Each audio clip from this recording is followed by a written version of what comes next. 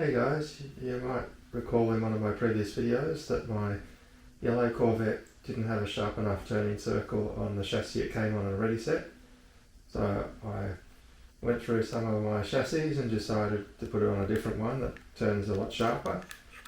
So let's see if it makes the corners better than it did in the previous video I showed it.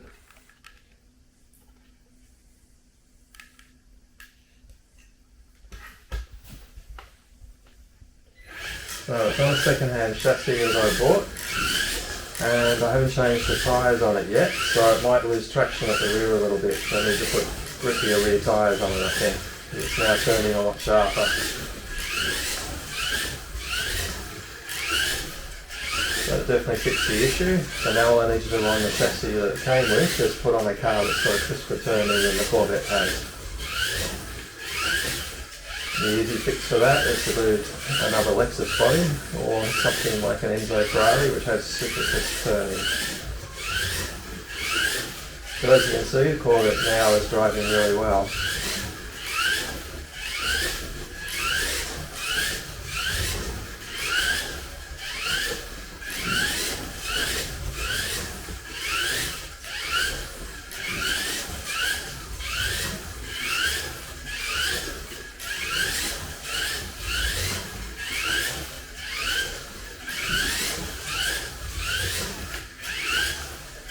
So one of the great mysteries for me is why when you buy two of the identical cars in two separate ready sets, they actually have different turning circles. So instead of buying springs and various bits and pieces to tune an individual car, I just take the easy path, which is I've observed which cars have better turning just by the body itself, and I swap over those bodies with crisp turning onto the cars that just don't have a tight turning circle, and it fixes the issue. It just changes the weight distribution a bit and the aerodynamics is a bit different. But you can see that it is slipping out at the back, getting a bit of oversteer, and that's okay because it's on 40-degree radials at the rear at the moment, which I did on its old chassis to try and get a bit more grip at the front versus the rear, but that wasn't enough to fix the issue. So now all I need to do is put 20-degree radials on the rear and it should fix the issue of the oversteer on this crisp turn-in chassis.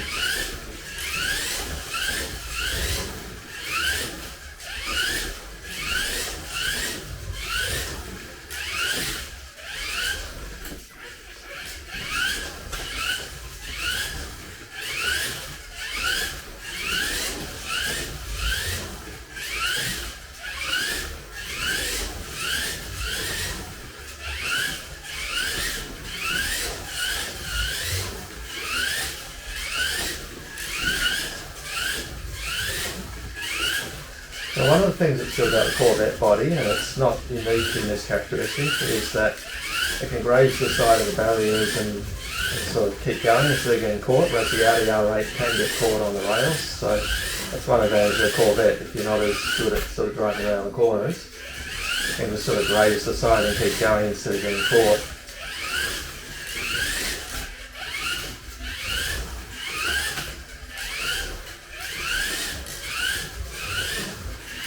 As you can see, I'm grazing the corners, sorry, the straights, the side rails. And you can see the Corvette's good, it can graze the sides and keep going quite well. Now one of the things with my Lexus 2012 versions is on my outdoor track, where the rails have a bit more of a gap at the bottom. The front blade on the Lexus cars would dig under it, and the cars would get lifted off the ground in terms of the back wheels, so it would get stuck and I have to walk over and fix it. So I made a little foam bumper on top of the blade on the Lexus so it wouldn't get caught under the rails, so that fixed the issue. So on the indoor track they don't seem to get underneath the rail, which is good. So I can tell this car's running out of battery power. Just tell by the noise of the motor, you can sort of hear the different pitch of it loses power. So if I run it for another minute or so, it will just completely be out of power.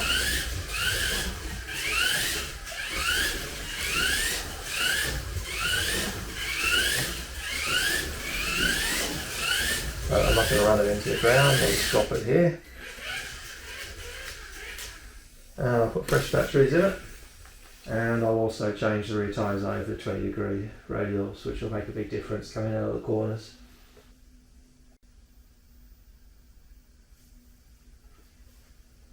So I've swapped the Corvette over to have 20 radials at the rear, and I also swapped front tyres to be 30 slicks. So I'll see how it drives now.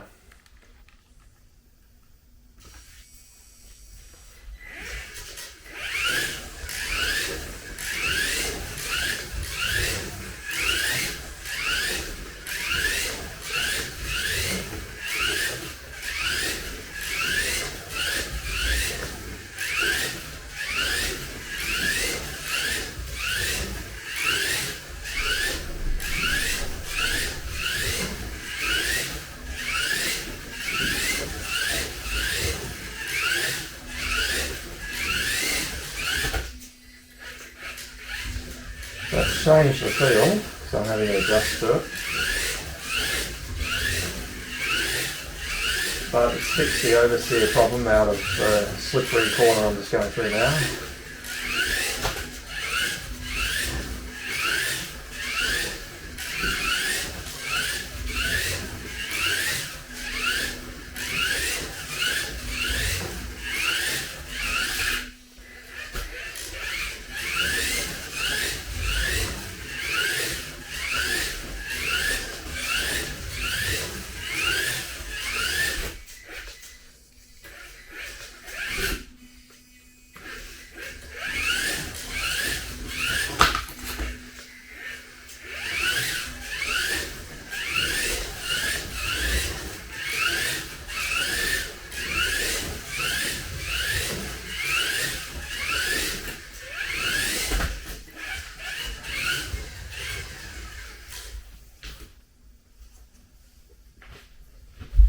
So thoughts, well, it's fixed the oversteer in the slippery corner, but now it's turning in more aggressively than before, and also if I get on the power a bit sooner, it is getting a bit of mild oversteer, like the front steering sort of getting a bit stuck originally in the centre. So I'll just have to get used to its changed characteristics. So I think I'll just tweak the steering a little bit and see what difference it makes.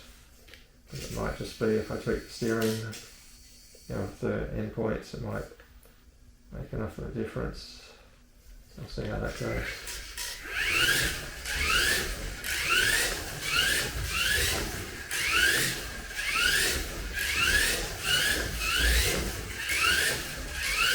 I think that's done it. I think it's easier to manage through the corners now. I can get on the power sooner without much of a problem.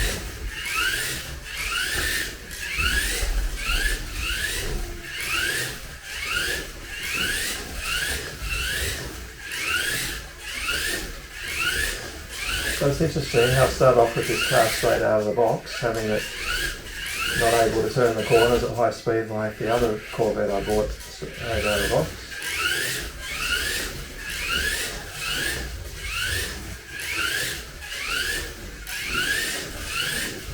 But one of the advantages of having lots of different chassis is you can put a body on that suits the chassis characteristics instead of having to tweak the chassis and tune it to suit.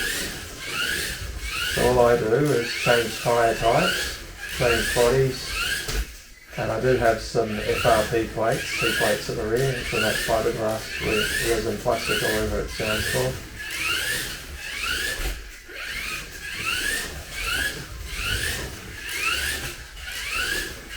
So I'm getting used to this car, liking it.